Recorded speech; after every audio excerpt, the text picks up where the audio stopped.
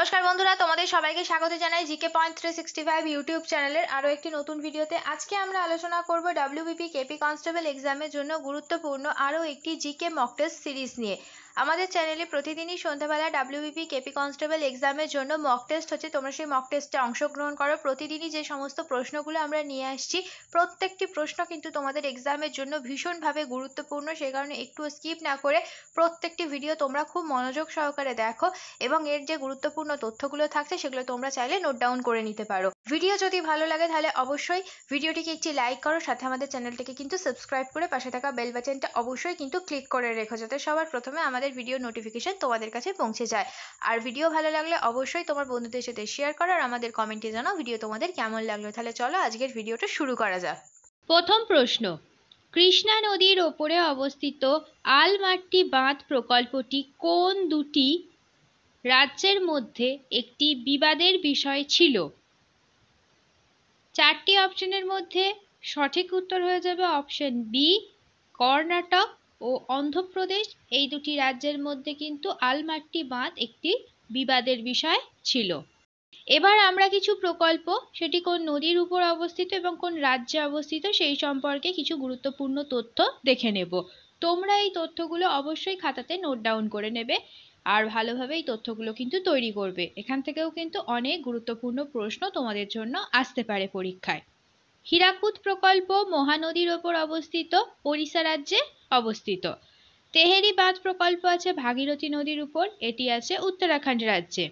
পং বাঁধ প্রকল্প আছে বিপাশা নদীর উপর আর এটি রয়েছে পাঞ্জাব রাজ্যে।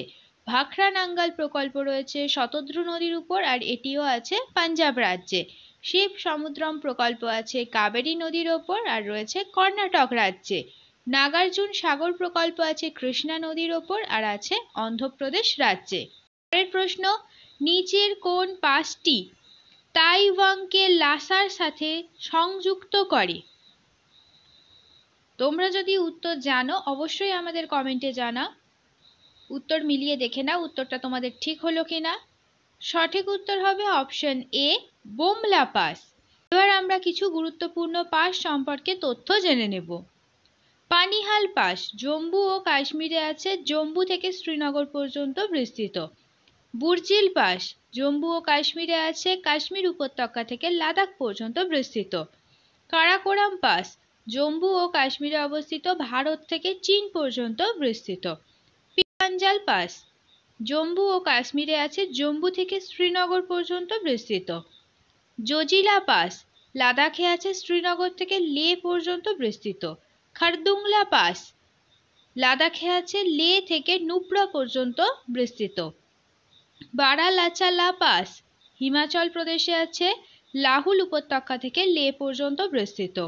রোটাং পাস হিমাচল প্রদেশে আছে, কুলু থেকে লাহুল ও স্পিতি উপত্যকা পর্যন্ত বিস্তৃত। পরের প্রশ্ন, কোন পঞ্চবার্ষিকী পরিকল্পনা মহালানবিশ প্ল্যান নামে পরিচিত? সঠিক উত্তর হবে অপশন বি, দ্বিতীয় পঞ্চবার্ষিকী পরিকল্পনাকে মহালানবিশ প্ল্যান বলা হয়। 1950 সালে ভারতে পরিকল্পনা কমিশন গঠিত হয়। এটা কিন্তু একটা প্রশ্ন আসে যে ভারতের পরিকল্পনা কমিশন কবে গঠিত হয়? উত্তর হবে 1950 সালে। তৎকালীন প্রধানমন্ত্রী ছিলেন জওহরলাল নেহেরু। তার উদ্যোগে ভারতে 1951 সাল থেকে প্রতি 5 বছর অন্তর পঞ্চবার্ষিকী পরিকল্পনা গ্রহণ করা হয়। 1952 সালে জাতীয় উন্নয়ন পরিষদ গঠন করা হয়। প্রথম পঞ্চবার্ষিকী পরিকল্পনা হ্যারড ডোমার কৌশলের ওপর ভিত্তি করে এই পঞ্চবার্ষিকী পরিকল্পনাটি গঠিত হয়। 1951 থেকে 56 সাল পর্যন্ত ছিল এই পরিকল্পনার সময়কাল। দ্বিতীয় পঞ্চবার্ষিকী পরিকল্পনা ভারতীয় পরিসংখ্যানবিদ প্রশান্ত চন্দ্র মহালবিশ দ্বিতীয় পঞ্চবার্ষিকী পরিকল্পনার একটা রূপরেখা বা মডেল তৈরি করেন।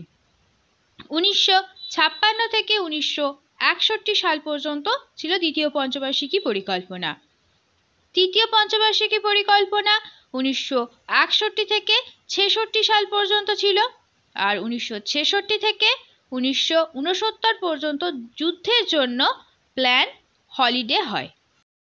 ওমেন্স এশিয়া কাপ 2024 হোস্ট করবে কোন দেশ? সঠিক উত্তর অপশন বি শ্রীলঙ্কা। পরের প্রশ্ন, আইপিএল এর ইতিহাসে সর্বাধিক দলগত রান করল কোন টিম? সঠিক উত্তর অপশন এ সানরাইজার্স হায়দ্রাবাদ। তারা মুম্বাই ইন্ডিয়ান্সের বিরুদ্ধে 277 রান করেছে 3 উইকেটের বিনিময়ে। পরের প্রশ্ন দেখি, বিশ্বের প্রথম ওম আকৃতির মন্দির উদ্বোধন করা হলো কোথায়? সঠিক উত্তর হবে অপশন বি রাজস্থানে প্রথম ওম আকৃতির মন্দির উদ্বোধন করা হলো। পরের প্রশ্ন, নিম্নলিখিত কাকে স্থাপত্যের রাজপুত আখ্যা দেওয়া হয়েছে? সঠিক উত্তর অপশন ডি শাহজাহানকে। পরের প্রশ্ন, কোন বছর ভারত ও পাকিস্তানের মধ্যে সিমলা চুক্তি স্বাক্ষরিত হয়েছিল? সঠিক উত্তর অপশন সি 1972 সালে। এবার আমরা কিছু গুরুত্বপূর্ণ সন্ধি এবং কার কার মধ্যে হয়েছিল সেই সম্পর্কে তথ্য দেখে নেব। ঔরঙ্গাবাদের চুক্তি 1763 খ্রিস্টাব্দে মারাঠা ও নিজামের মধ্যে। এলাহাবাদের প্রথম সন্ধি 1765 খ্রিস্টাব্দে রবার্ট ক্লাইভ ও সুজা-উদ-দৌলার মধ্যে। এলাহাবাদের দ্বিতীয় সন্ধি 1765 খ্রিস্টাব্দে রবার্ট ক্লাইভ ও বাদশাহ দ্বিতীয় শাহর মধ্যে। মাদ্রাজের সন্ধি 1769 সালে ইংরেজ ও হায়দার আলীর মধ্যে। সুরাটের সন্ধি হয়েছিল 1775 খ্রিস্টাব্দে ইংরেজ ও রঘুনাথ রাওয়ের মধ্যে। ওয়ার্নার সন্ধি 1731 খ্রিস্টাব্দে দ্বিতীয় শম্ভুজি ও শাহু বাজিরাওর মধ্যে।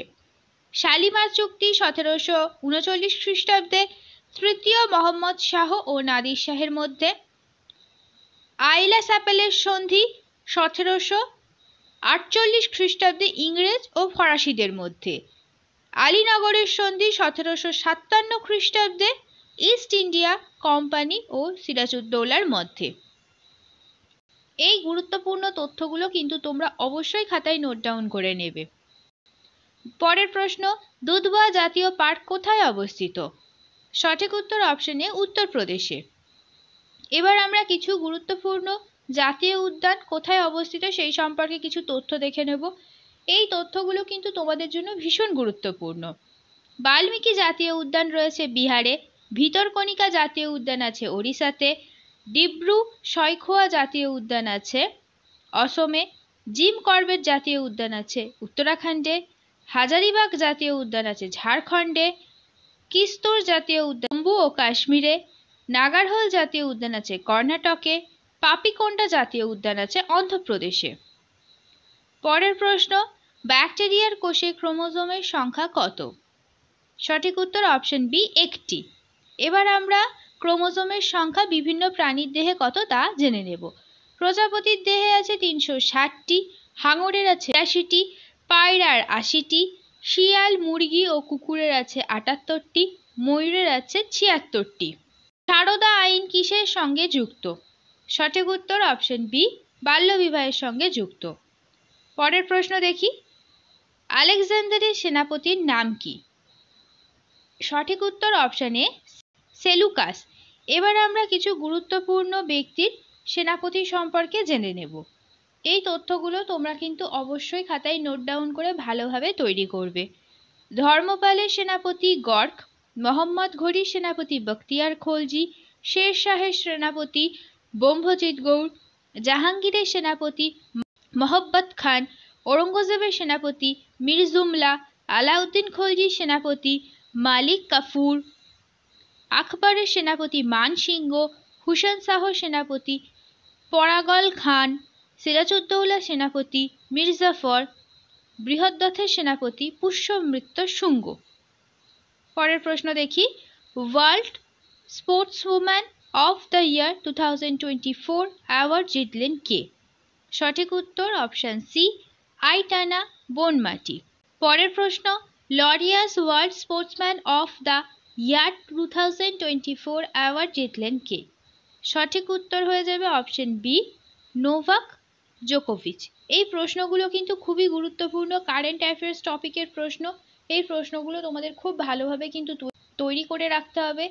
এই কারেন্ট অ্যাফেয়ার্স টপিক কিন্তু খুব গুরুত্বপূর্ণ তোমাদের জন্য, সেই জন্য কিন্তু ভিডিওটা পুরোটা দেখো, একটু স্কিপ করো না ভিডিওটা। পরের প্রশ্ন দেখি, আলিগড় মুসলিম ইউনিভার্সিটি AMUর প্রথম মহিলা ভাইস চ্যান্সেলর পদে নিযুক্ত হলেন কে? সঠিক উত্তর হবে অপশন এ নাইমা খাতুন। পরের প্রশ্ন, বিশ্ব ম্যালেরিয়া দিবস পালন করা হয় কবে? সঠিক উত্তর অপশন সি 25শে এপ্রিল। এবছরের থিম হলো accelerating the fight against malaria for a more equitable world. পরের প্রশ্ন, নিচের কোন রাজ্যের আইনসভা সর্ববৃহৎ? সঠিক উত্তর হবে অপশন ডি উত্তরপ্রদেশ। পরের প্রশ্ন, ভারতের প্রাচীন ফুটবল টুর্নামেন্ট কোনটি? সঠিক উত্তর অপশন এ ডুরান্ড কাপ। শেষ হলো আজকের ভিডিও। আজকের পর্বে আমরা কিছু গুরুত্বপূর্ণ ডব্লিউবিপি কনস্টেবল এক্সামের জন্য জিকে প্রশ্নের উত্তর দেখে নিলাম। আমাদের চ্যানেলে প্রতিদিনই সন্ধ্যাবেলা জিকে প্রশ্নের উপরে মক টেস্ট হচ্ছে, তোমরা সেই মক টেস্টে অংশগ্রহণ করো। প্রত্যেকটি প্রশ্নই কিন্তু তোমাদের জন্য ভীষণভাবে গুরুত্বপূর্ণ, সেই কারণে একটুও স্কিপ না করে পুরো ভিডিওটা শেষ পর্যন্ত তোমরা দেখো। আশা করছি আমাদের ভিডিও তোমাদের খুব ভালো লাগবে। ভিডিও যদি ভালো লাগে তাহলে অবশ্যই একটি লাইক করো, সাথে তোমার বন্ধুদের সাথে শেয়ার করো, আর আমাদের চ্যানেলটাকে সাথে সাথে সাবস্ক্রাইব করে রাখো এই রকম গুরুত্বপূর্ণ ভিডিও পাওয়ার জন্য। তার সাথে সাবস্ক্রাইব করার সাথে কিন্তু অবশ্যই বেল বাটনটা ক্লিক করে রাখো, যাতে এই রকম গুরুত্বপূর্ণ ভিডিও নোটিফিকেশন তোমাদের কাছে সবার আগে পৌঁছে যায়। তাহলে চলো, তোমাদের সাথে দেখা হচ্ছে পরের ভিডিওতে। ততদিন তোমরা আরও এই ধরনের গুরুত্বপূর্ণ ভিডিও আমাদের চ্যানেলে যেগুলি আছে প্লেলিস্ট করা আছে সেখান থেকে দেখতে থাকো। আমাদের ভিডিওকে এইভাবে ভালোবাসা দিতে থাকো। ধন্যবাদ।